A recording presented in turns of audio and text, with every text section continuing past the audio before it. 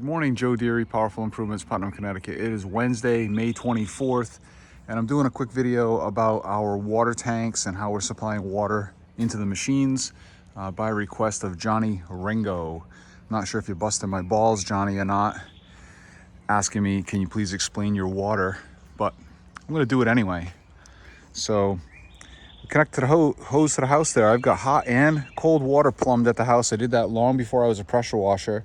So we gotta have hot water outside to clean things, wash your car, wash whatever items you have that are dirty all year round. But anyway, we connect there. We have city water at my house, and I have 5/8 garden hose on this reel. There's 150 feet of 5/8 here. 3/4 obviously would provide you a little more flow, but I can't get enough of it on the reel, and this is heavy enough as it is. So there's 150 feet of 5/8 hose here, pretty thick, heavy contractor hose, so it doesn't crush, and it can be run over in the driveway, anything like that. It's plumbed through the reel. Obviously we got the electric reel, okay? Then I've got 3/4 inch hose coming off the reel, off the swivel, into a filter. So we're filtering the water before it goes into the tank. This is just a mesh screen in here to relieve any of the large debris before it goes in the tank. Every once in a while you get some grass in the end of the hose or anything like that. You don't want that necessarily going up into your tank. Then we just go around the back of the tank there, and it goes right in there. There is no float valve on this. Okay, I gotta put my cap back on. It's off right now, as you see. But there's no float valve inside there. I have big enough tanks that it's very rare that they're overfilling, okay? And that relieves me any restriction at the tank itself. I had a Hudson float valve that also used to get kind of filled up with crap. I know they make those Job valves. I'm just running no valve. I've had no issue this year. If you see it start to get brimming, it just starts to overflow, and you shut the water down at the house. So then the bottom of the tanks have banjo cam locks that come off the end of those tanks into 1-inch spa hose. That's a very rigid hose. All of my plumbing down there is all banjo fitting, okay? So this tank feeds directly into this valving over here. So the tanks are connected. I have 2 tanks running in tandem, okay? There's some valving here that does some different stuff that I don't think we need to explain in too much detail, but you know, this one hose that goes out here with the red valve, that's my hand wash station, bucket filling station. This valve right here allows me to shut off this back tank if I want to turn that one off completely and only run 1 tank.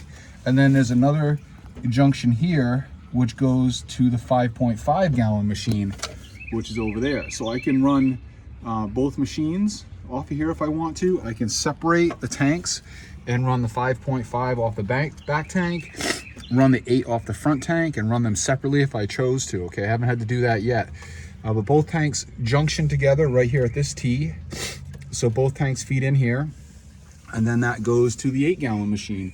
And we've got the banjo Y filter there. You see there's a valve there to turn that off. Okay, so we can shut the water off there and purge that for winterizing if we need to, okay? But this is all 1-inch hose going to the 8 gallon. I've never had a problem starving for water. It seems to be plenty. It worked great on my 6 gallon or 5.5 gallon and continues to work great on the 8 gallon.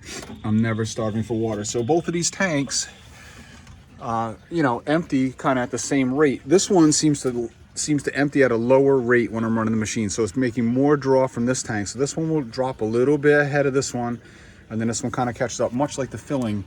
You see this one's fuller than this one is right now because, you know, the water pressure has to level off. But as it goes along, that's fine. I count each one of these bars as being like 100 gallons of water total across the tank.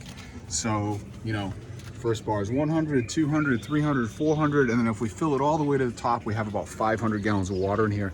That's just a rough way for me to estimate things. So I yell to the kids, how many bars we have? And they tell me we got 2 bars. I know I got like, you know, 400 gallons of water in here, or excuse me, 200 gallons of water in here. And then if we're about halfway full, I still have 275. So the reason we're doing this year with capacity is capacity. You know, I live in the country. We run out of water a lot. We need buffer tank to run these big machines because wells produce very slow flow. A lot of these country wells are only running, 3 to 5 gallons a minute, and we're drinking 8 to 9 gallons a minute. This thing rinses, flow tests rinse at 9 gallons a minute. So this thing rips water with a Flow Pro, okay? If you're not running a Flow Pro, I highly recommend it. The people that are soaping with the on and off on the injector, you're still rinsing through the injector, which is not a bad thing, except that it restricts your flow. If you bypass this, you flow straight through 3/8, you get much better flow.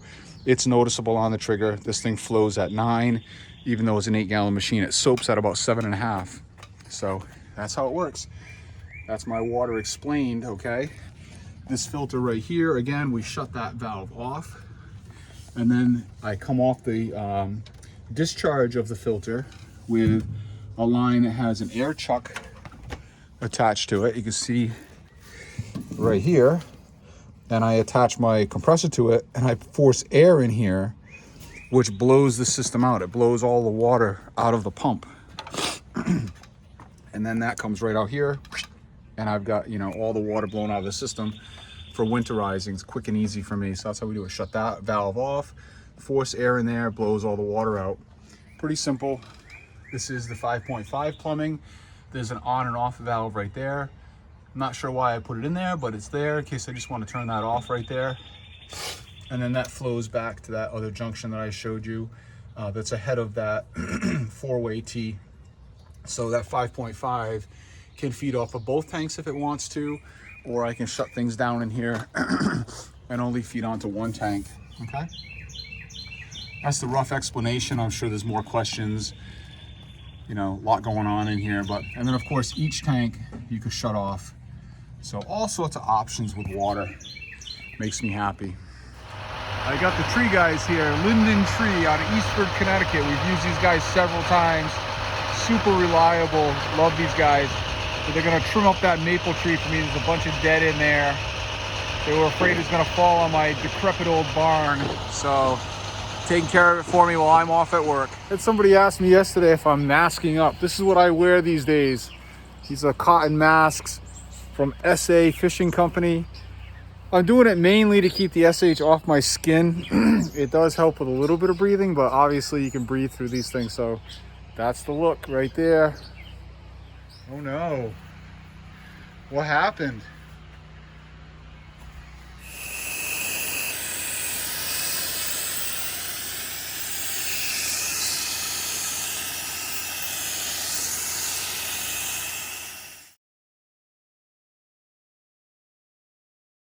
All right, Quinn and I are driving to the next project, and we notice that this fire department in Killingly is filthy.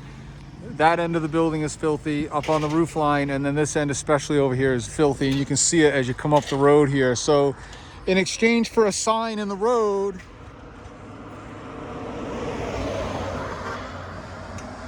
we're washing the building for free.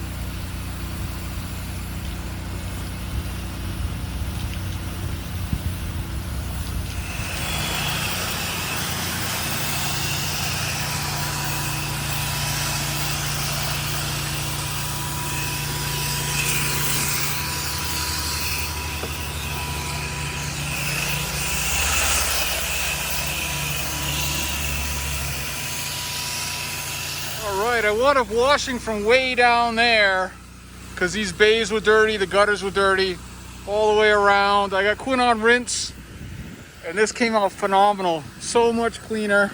It's amazing.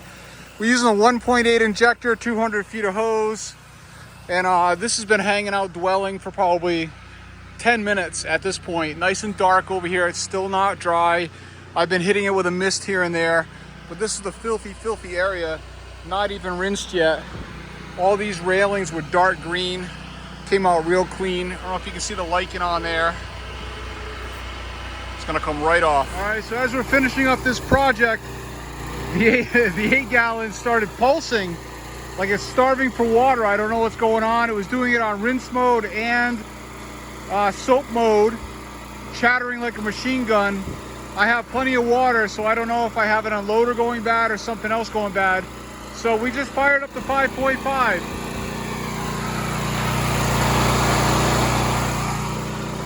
She's running perfect, and it's interchangeable, so I'm gonna swap it out of there over to my Flow Pro, and we'll be able to keep running for the day while I figure out what's going on with the 8. All right, we're setting up on the next project. We got a little bit of window washing to do, so Quinn's getting the water-fed pole set up. We've been on this property many times over the last few years. We've got a couple high windows on the back side over there, which Quinn is going to take care of with the water-fed pole, so he's doing that real quick. And I've been dying to wash the roof on this carriage shed. I have done a little work for him on this building in the past. One time you can see right above the eyebrows that I went up there with Itchy and I pulled some stuff down and gave it a little blast. But today we're gonna nuke it. We're gonna hit it with 6% and let it melt for a few minutes.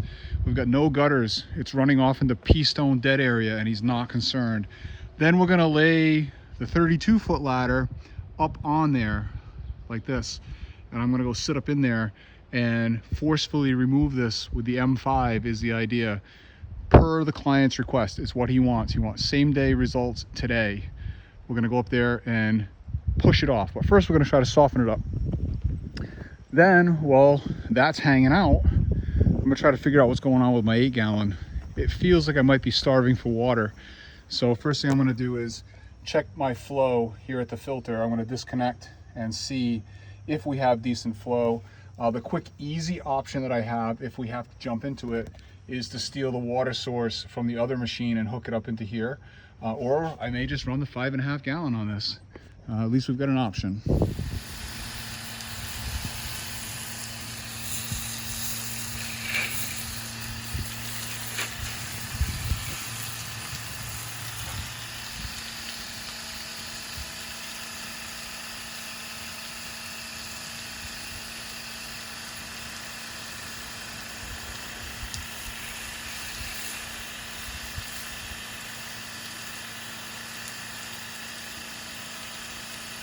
Oh yeah, look at that. It snowed this morning. That's crazy. That's gonna even get whiter here in a few minutes. I probably used 12 gallons of straight shock on there, 50-50 on the proportioner, so about 12 gallons of shock total. So it's maybe 25-30 gallons at best worth of house wash that went up off the proportioner. You can see that it's raining on the ground. We'll let that hang out for a little while Quinn is doing the windows around back. Let's go check on him. Quinn has set the pole up over here, and I can see he's over there washing. Let's take a quick look at what he's doing. Oh yeah. So it's just that window and that window that needed a quick touch up.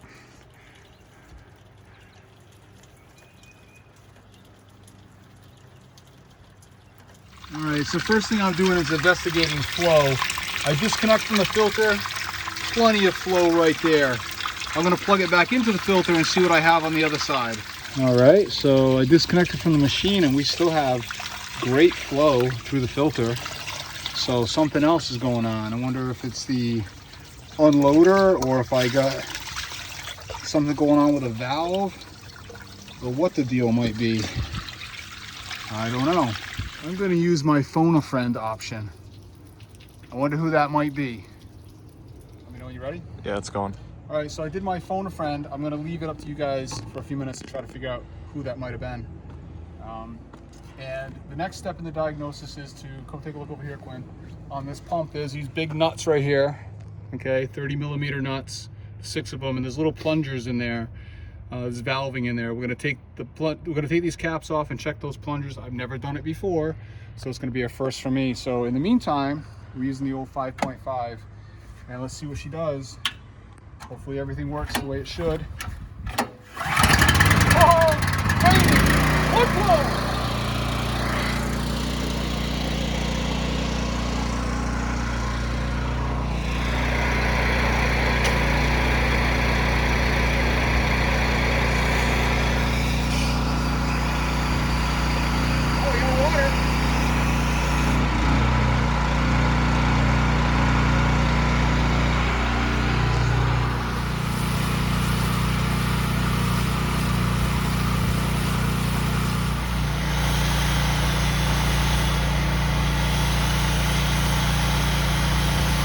Made a huge difference so far.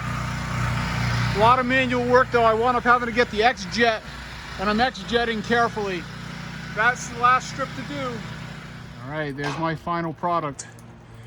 Much better than it was. Everything that's left up there will die. We had to use much more aggression than I suggest any of you do.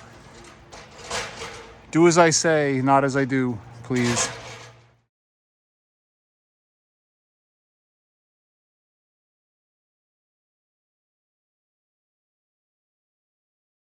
All right, we're in here at Harbor Freight, and I'm gonna buy myself this kit right here. It's on sale for 20 bucks. That's 1/2-inch drive, deep impact set, and it's got all the sizes. That one right there, and I picked myself out a 1/2-inch wrench. Again, Pittsburgh, it's be like maybe 40 bucks or so, because we don't have this on the truck, and now we do. All right, well, I got it off of there. Busted my knuckle open, nearly sprained my wrist. Freaking things are on there, boy. Mike said, Mike, oh, I gave it away. It was Mike. I called Mike. Mike said they were hard to break free the first time. I wish I would have bought a longer wrench. I might have to go buy a pipe so I can get a little more leverage on that. These next ones are gonna be hard to take off. But this thing, he says, you know, take it off, check the plunger, you know, push down on that. That's moving nice and easy, so I'm guessing maybe it's not that one. So we'll put it back in and try the next one, but I think I need to figure out some type of lever before I break my wrist or smash myself. Good start, yeah. All right, so I'm able to put the handle of the wrench into here, right, to create a longer lever, and it worked. I got the second one off. See if we can get this one to break. Oh yeah, big difference.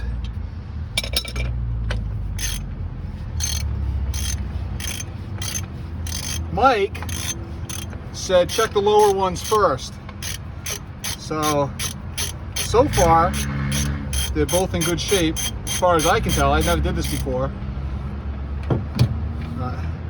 Comes right out. Oh, look at, that's not doing what it's supposed to be doing, I don't think. Oh, the thing stayed in there. Maybe this is the one. He said you can grab them and pull them out. I'll have to, I can't see. Oh, there it goes. Maybe this is the one. It's giving us fits.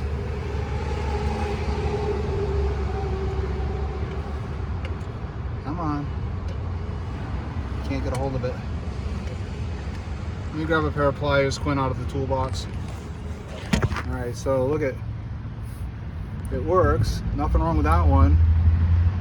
Visually, I see nothing wrong with it, so we'll try the top ones. Yeah, it's going. All right, this is the last one I pulled out. Can you see that, Quinn? Yeah. Broken spring, man. Look at this thing's broken. So that is toast, right? I'd have to guess that must be it. This was the very last one, of course, that I pulled out. Of course. So I don't think there's no running this like that. Like that's broken. That's not working. So I'll order some new ones. Apparently they are sold only in a set of 6, so you can't buy just one. And my understanding is it might be like a couple $100, but next phone call is to figure that out. That's unfortunate. I don't think there's any workaround. So we're running the 5.5 until I can get new ones. Oh well. All right, there she is, broken. All her broken glory. Doesn't work at all.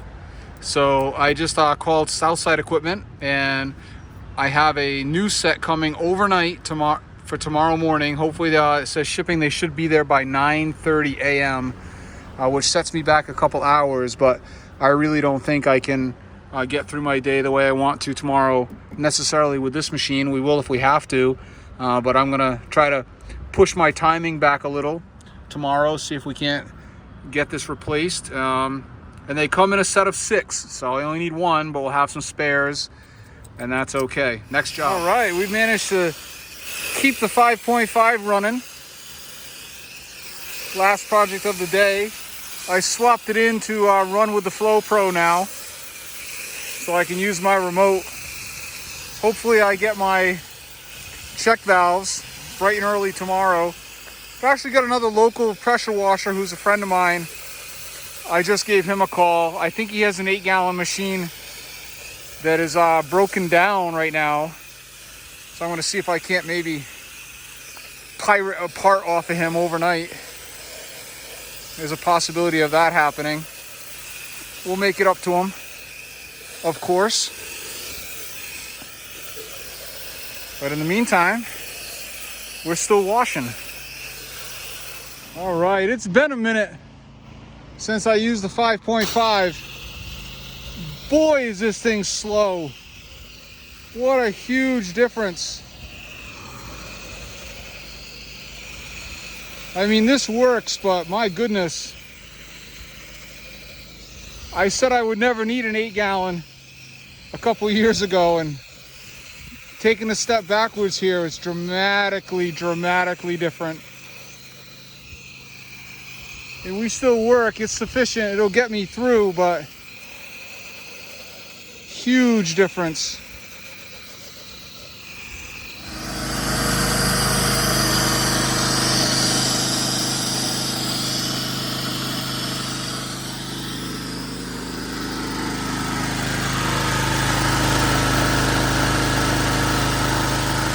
We got some rust bleeders coming through. I got a little bit of rust aid in a spray bottle, and it's cut about 50-50, and it's taking right care of it real quick. There was a whole bunch of it on this side, which has disappeared almost instantly. Quinn's finishing up on rinse, and we are in good shape, nearly done. I'm out here with my good buddy Derek Nordman from Tri-State Pressure Washing, and he lives in the town south of me and has offered to help me out and get me back in action.